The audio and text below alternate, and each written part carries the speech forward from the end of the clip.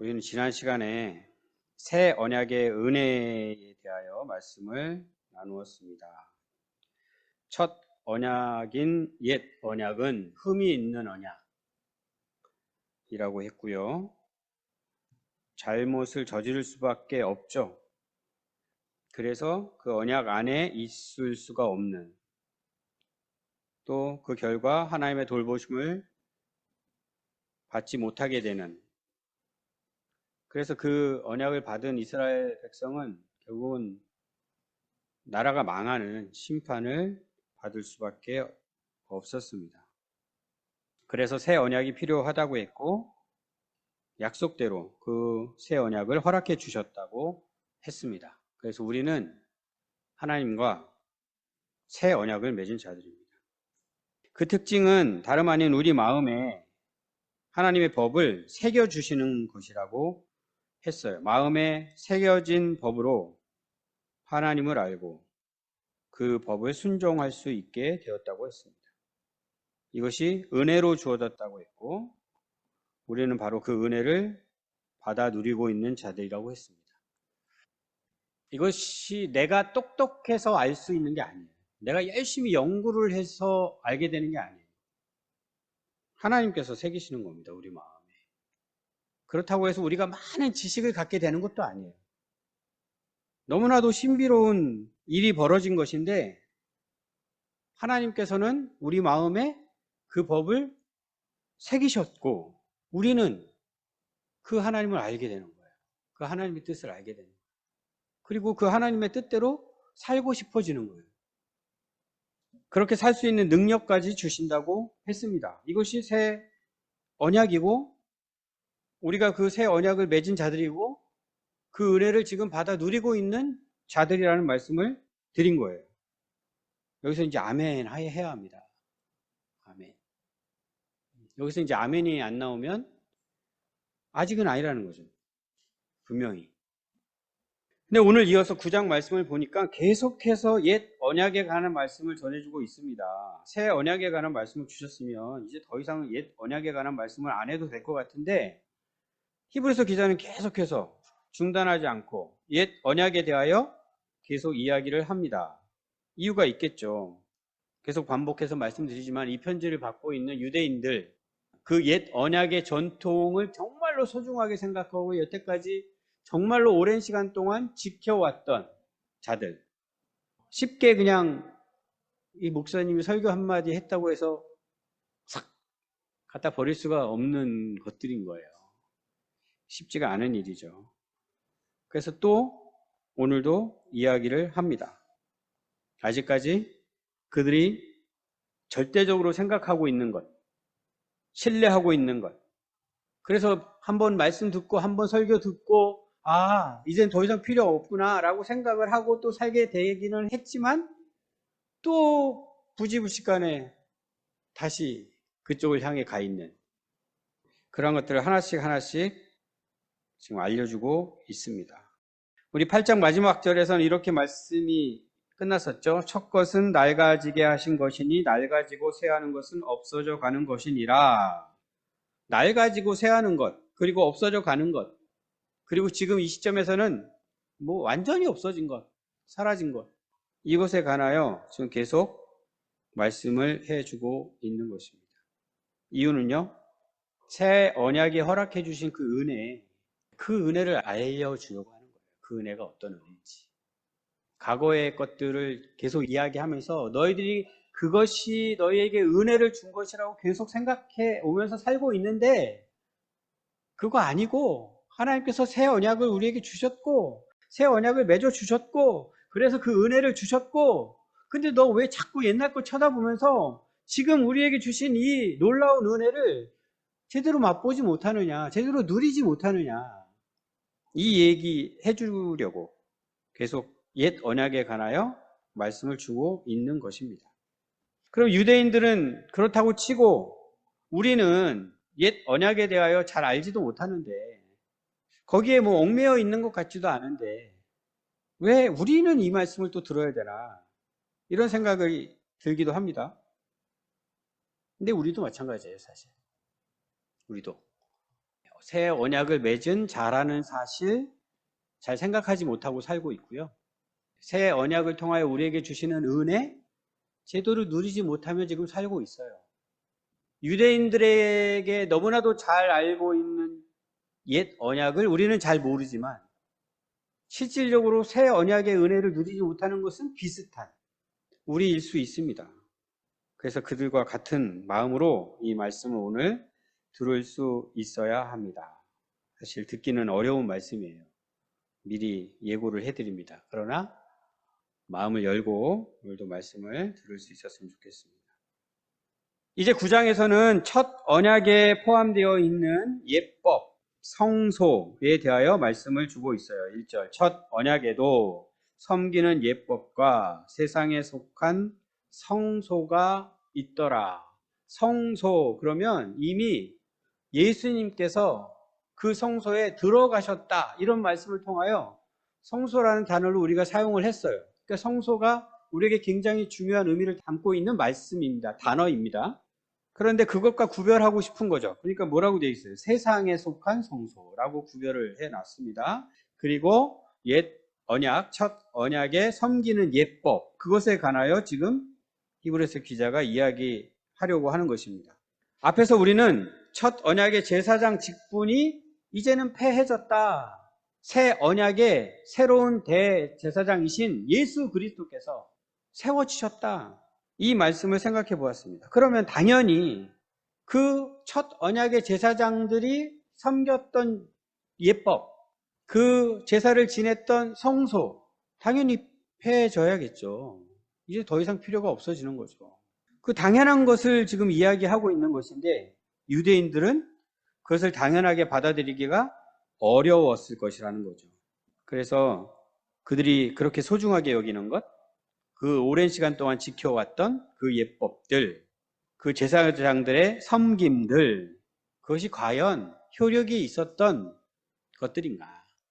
이것을 확인시켜 주려는 것입니다. 효력이라고 하면 이스라엘 백성과 하나님 사이의 관계가 회복되어지는 거예요. 죄로 말미암아 원수되었던 관계인데 그 제사장들의 섬김과 그 제사와 그 성소가 하나님과 이스라엘 백성 사이의 그 관계를 회복시키는, 화목시키는 그 역할을 감당할 수 있었느냐?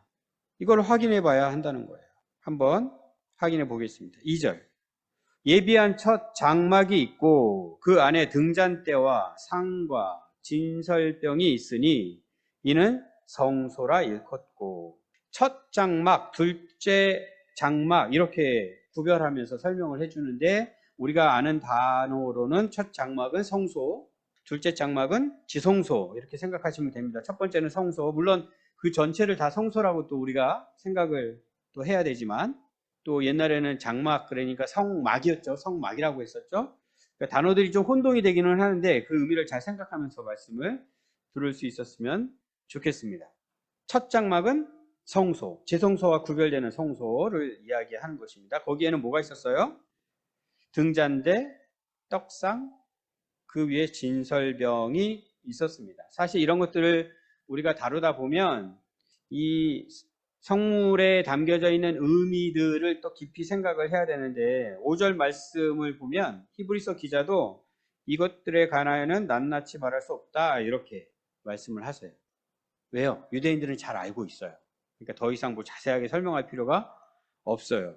근데 우리는 잘 모르니까 또 그것을 다루기는 해야 되는데 오늘은 그게 중요한 게 아니라 저 역시도 간단하게 넘어가려고 합니다.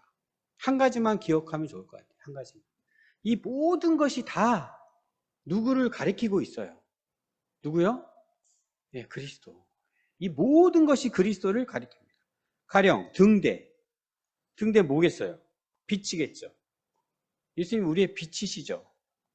예수님 가리키는 성물입니다. 떡은요. 우리가 지난주에 성찬식을 했는데 예수님의 몸이 떡이죠. 우리가 떡을 먹으면서 예수님을 먹는다고 합니다. 또 그리스도를 가리킵니다. 조금만 더 생각하면 떡을 12개를 진설해 놓습니다. 12개는 12지파를 이제 나타내는 것인데 그렇다면 이건 또 하나님의 백성을 의미하는 거예요. 이게 떡이 또 우리예요. 우리를 가리키는데 예수님을 떠난 우리가 아니라 예수님과 하나 된 우리예요. 이런 의미들을 담고 있는 것입니다. 그래서 앞으로 나오는 성막에 관련된 모든 것은 다 그리스도의 모형이다. 이것만 꼭 기억을 해 주시면 좋을 것 같아요. 또 3절을 보겠습니다. 이번에는 지성소가 나옵니다. 또 둘째 휘장 뒤에 있는 장막을 지성소라 일컫나니 금향로와 사면을 금으로 싼 언약궤가 있고 그 안에 만나를 담은 금 항아리와 아론의 쌍난 지팡이와 언약의 돌판들이 있고 그 위에 속죄소를 덮는 영광의 그룹들이 있으니. 예, 오래 신앙생활을 해오신 분들은 대부분 다 알고 있는 내용들일 거예요. 금향로와 언약궤가 있다고 소개를 합니다. 언약궤 안에 만나, 아론의 쌍난 지팡이 2개의 돌판이 있습니다. 그 위에 속죄소가 있고요. 여기도 다 마찬가지. 다 마찬가지. 하나하나가 다 그리스도를 상징합니다. 그리스도의 모양입니다. 자세한 설명은 생략하겠습니다. 그리고는 바로 이어서 이제 예법에 관하여 소개하고 있습니다. 아까 처음에 예법과 성소에 대해서 이야기한다고 했잖아요. 근데 히브리서 기자는 이 뒷부분에 더 관심이 있는 것 같아요. 앞부분 살짝 얘기하고 뒷부분으로 빨리 넘어가고 있는 것 같은 느낌입니다. 근데 지금 그냥 말씀 딱 읽고 지나갔는데 한 가지 좀 이상한 점이 있어요. 그 점을 좀 발견할 수 있었어야 합니다. 뭐냐면 금향로가 원래 지성소에 두는 것이 아니에요. 성소에 두는 것입니다. 지성소 바로 앞에 들어가기 전에 성소에 두는 성물이 금향로인데 히브리서 기자가 이걸 잘 모르고 잘못 썼을 리는 없잖아요. 그러니까 히브리서 기자가 왜 굳이 금향로를 지성소를 설명하는 대목에서 언급을 했을까? 이거를 우리가 생각을 해야 하는데 좀 어렵긴 합니다. 이게 한 가지 이유는 좀 번역의 문제일 수도 있어요. 번역이 좀 달라요. 우리말 번역이 다르고 영어 번역이 다르고 영어도 버전마다 그 의도를 다르게 파악하고 다르게 번역을 해놨어요. 그래서 조금 어렵기도 하고요. 또 하나는 이걸 또 어떻게 해석하느냐 이 문제도 또 남아 있습니다. 그것을 이제 저 나름대로 우리 성도님들께 설명을 드리려고 하는데 일단 구약 성경에 성소에다 두는 이 성물들을 설명하는 장면을 찾아가 보면 성소에 있는 것을 아까 얘기한 등불 있고 떡상이 있고 또 하나가 더 있는 것을 뭐라고 표현이 되어 있냐면 향단이라고 표현이 되어 있어요. 향단. 단 그러면 벌써 테이블 느낌이 나잖아요. 향단. 근데 지금 여기는 향로라고 되어 있어요. 느낌이 좀 다르죠? 향로는 들고 다니는 거예요. 천주교에서 미사 드릴 때 혹시 본 적 있을 수 있을 것 같은데 이렇게 연기가 모락모락 나는 것들 이렇게 들고 다니잖아요. 그게 향로입니다. 그러니까 이 향로는 들고 다니는 물건이고 향단은 이렇게 고정해서 이렇게 설치해 놓는 물건이에요. 그러니까 좀 다르죠. 그런데 또 문제가 있는 게 이 향로라고 번역이 되어 있는 이 말씀의 헬라어 원문을 보면 그 단어가 또 향단이라고 번역을 해도 되는 단어예요. 그러니까 주로 향단이라고 번역을 하는 단어인데 또 향로라고 번역할 수도 있는 단어. 그러니까 이제 번역을 하시는 분들이 향단이라고 번역을 해 놓은 성경도 있어요. 그러니까 또 우리가 더 헷갈리게 되죠. 근데 개역개정 성경을 해석하신 분들은 번역하신 분들은 이거는 향단보다는 향로가 맞지라고 그런 의도를 가지고 번역을 하신 겁니다. 왜요? 들고 다니는 거 이야기하는 거야. 이런 의도 때문에. 그러면 그런 의도를 가지고 번역을 한 이유가 뭐냐? 그 근거는 레위기 16장 12절, 13절 말씀을 가지고 확인할 수가 있습니다. 제가 읽어드릴게요. 거기에 이렇게 되어 있어요. 향로를 가져다가 여호와 앞 제단 위에서 피운 불을 그것에 채우고 또 곱게 간 향기로운 향을 두 손에 채워 가지고 휘장 안에 들어가서 여기서 휘장은 두 번째 휘장을 가리킵니다. 지성소 안으로 들어가서 이런 말씀이에요. 13절 여호와 앞에서 분향하여 향연으로 증거계 위 속죄소를 가리게 하리니 그 향로에서 피어져 나오는 향연으로 연기로 증거기 위 속죄소를 가리게 해야 한다. 지성소 안에 들어가서 대제사장이 이렇게 해야 합니다. 그리하면 그가 죽지 아니할 것이며 그렇게 하지 않으면 대제사장이라도 죽어요. 죽지 않기 위해서는 대제사장이 그 향로를 들고 가서 그 언약궤 증거궤 위에 있는 속죄소를 연기로 가려야 합니다. 그래야 죽지 않을 수 있어요. 그러니까 이 말씀을 생각하면서 히브리서 기자가 지성소 안에 있는 향로를 이야기한 것이 아니냐 이렇게 해석을 하고 이렇게 번역을 한 겁니다. 또 다르게 번역을 또 할 수도 있어요. 뭐 향단이 있는데 그 연기는 지성소로 들어가거든요.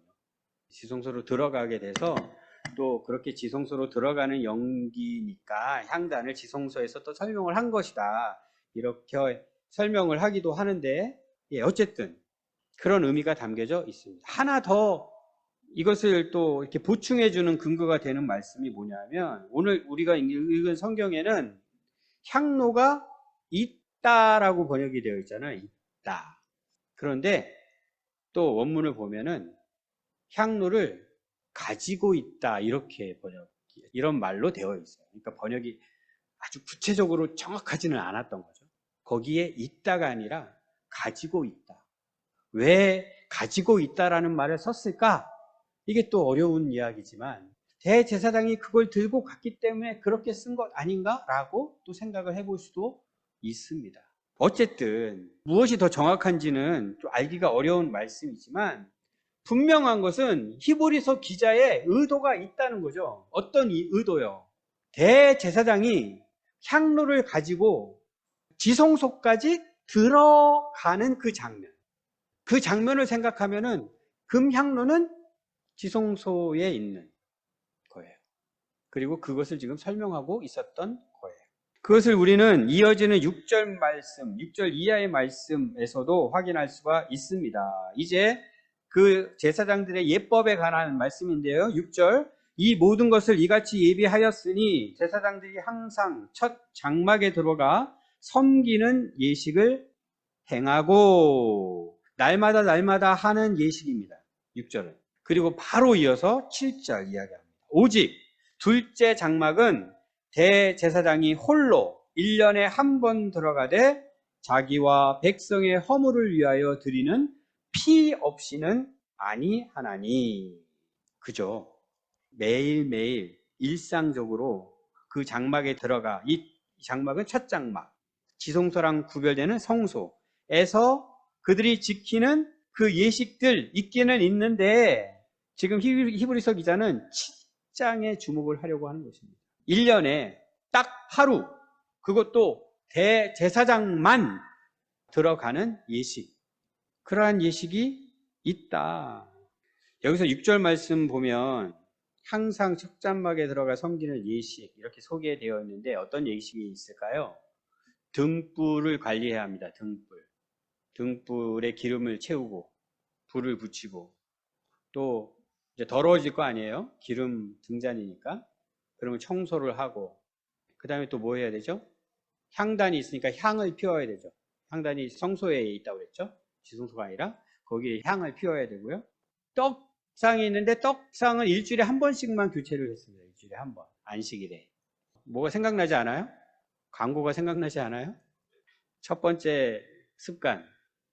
일주일에 하루 예배를 중심으로 안식을 누리는 것. 떡상.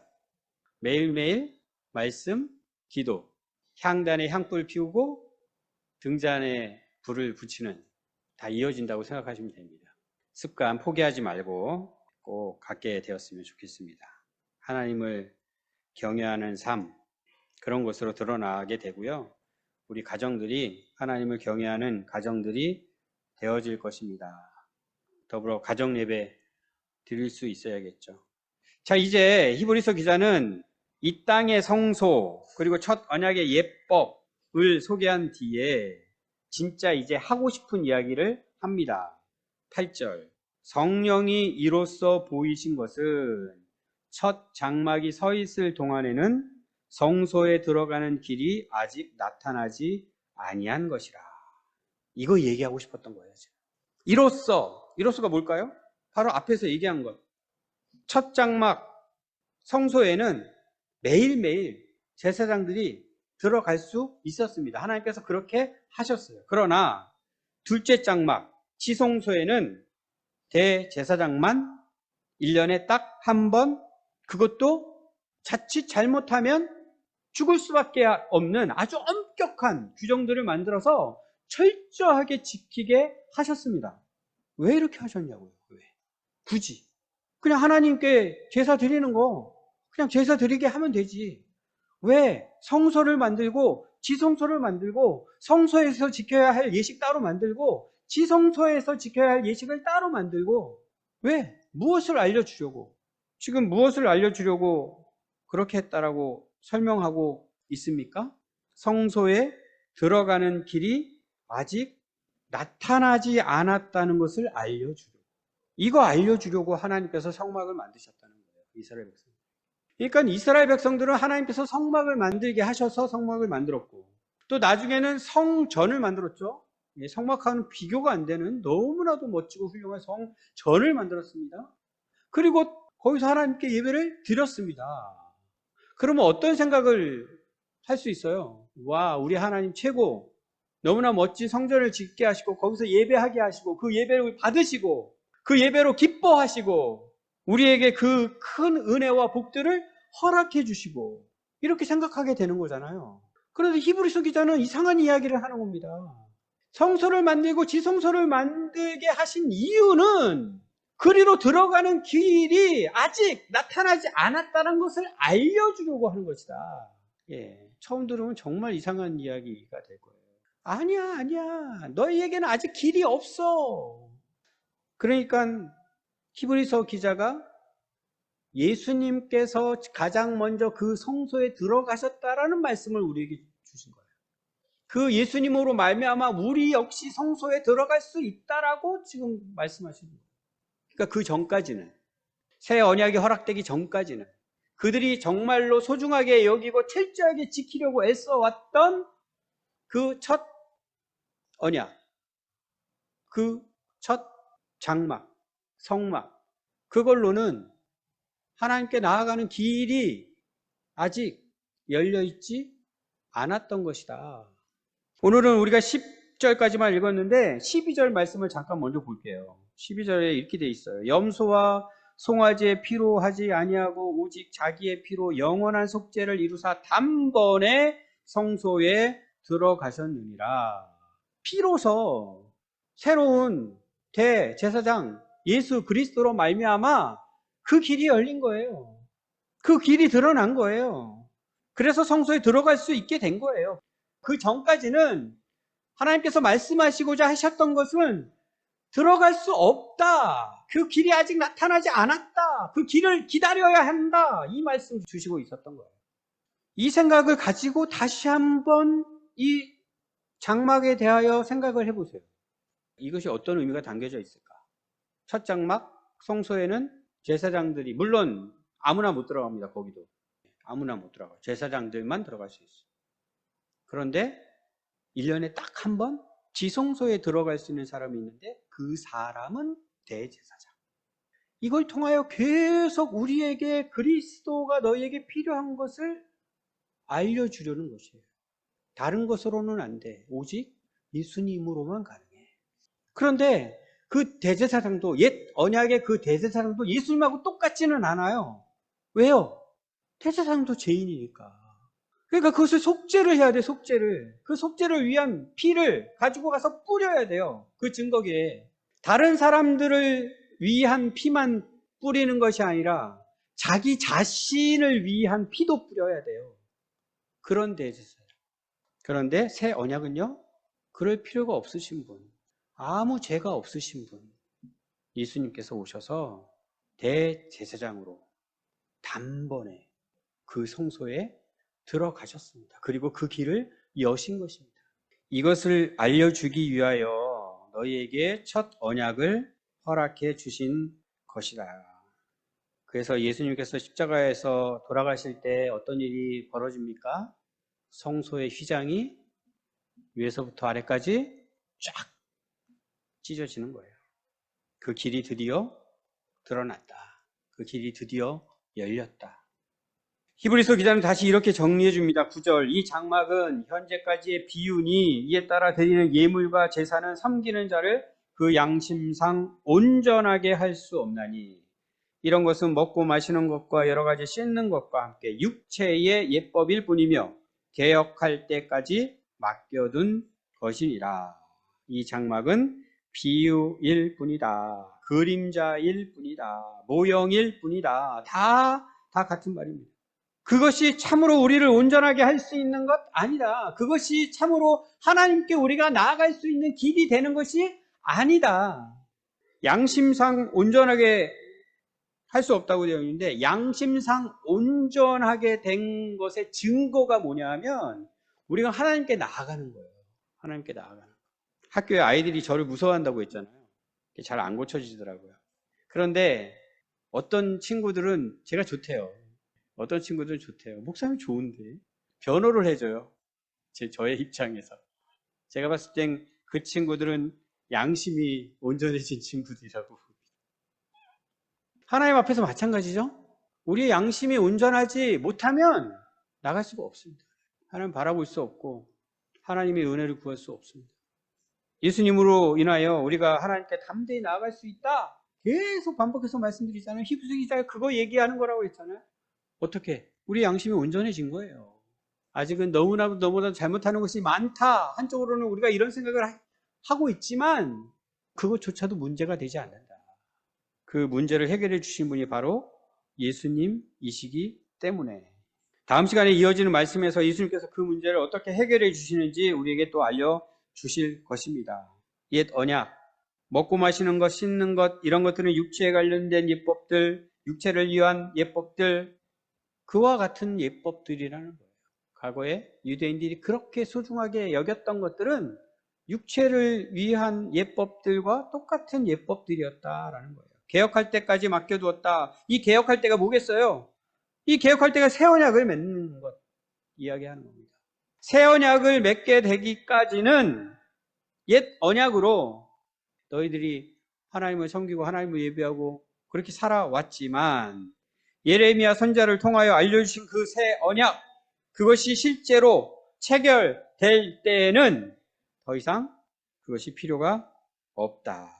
이제 말씀을 맺겠습니다. 오늘 말씀이 우리에게 왜 필요한 말씀인지 이것은 정말 어려운 일입니다. 생각하는 게. 제목에서 한번 생각을 해보면 좋을 것 같아요.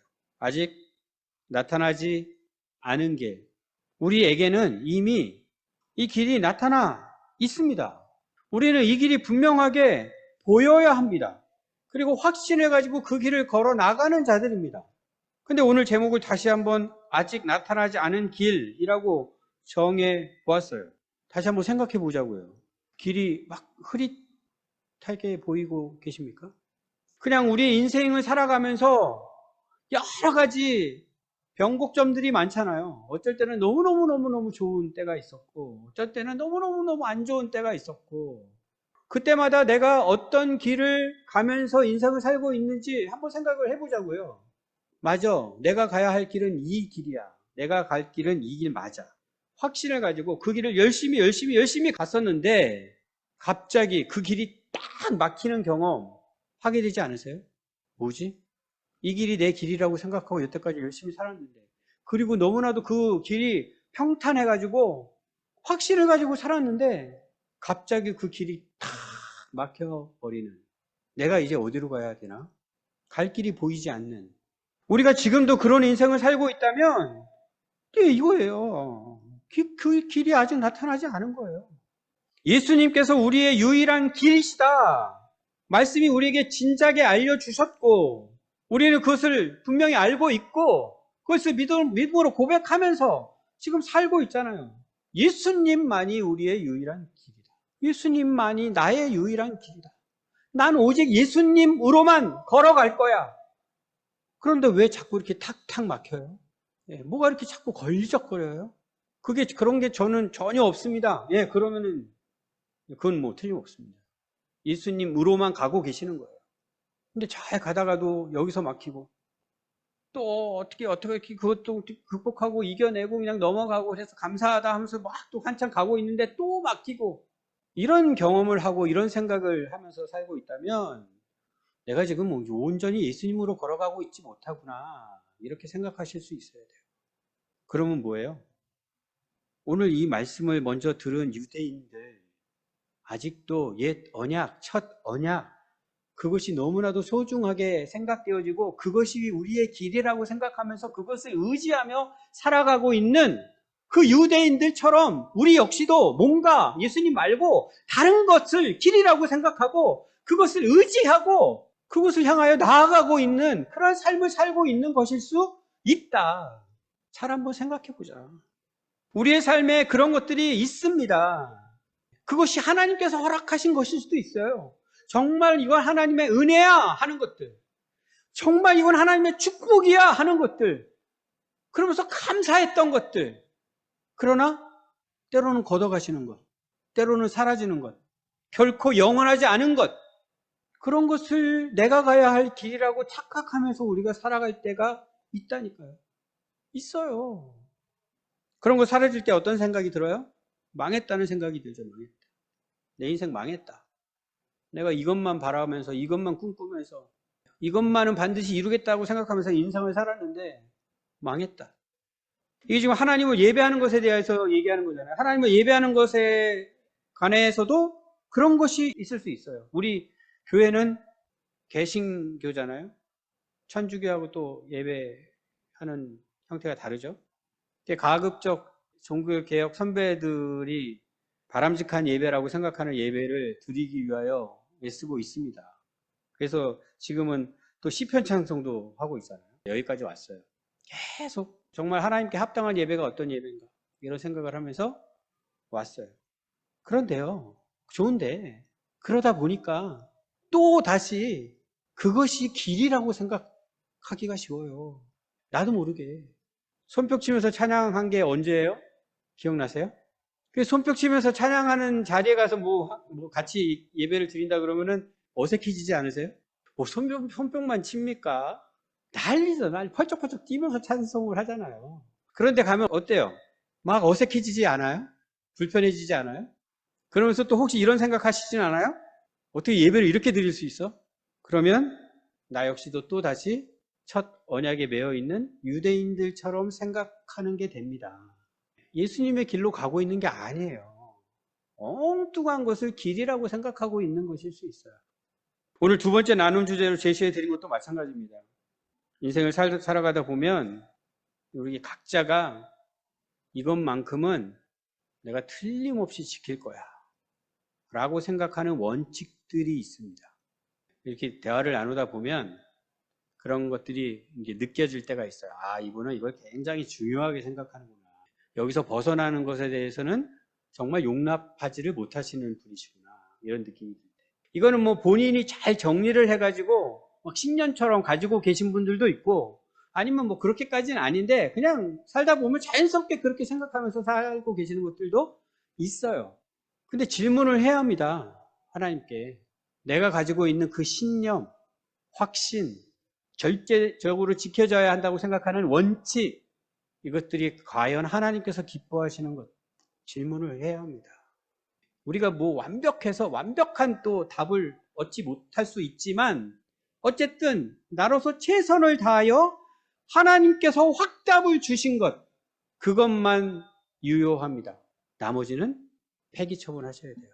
근데 믿는 사람들 중에서도 이것이 굉장히 소중한 것으로 여기고 이것을 잘 모르는 또 다른 신자를 보면 굉장히 폄하하고 어떻게 이것도 몰라? 어떻게 이것도 무시해? 예수 믿는 사람이? 이런 식으로 사고하는 분들이 정말로 많아요. 역시 마찬가지. 예수님의 길로 가고 있는 것이 아닙니다. 나만의 길을 가고 있는 거예요. 나만의 길. 내가 새로 개척한 길. 혹시 제가 그러고 있는 게 있으면 꼭 말씀해 주십시오. 저도 모르니까.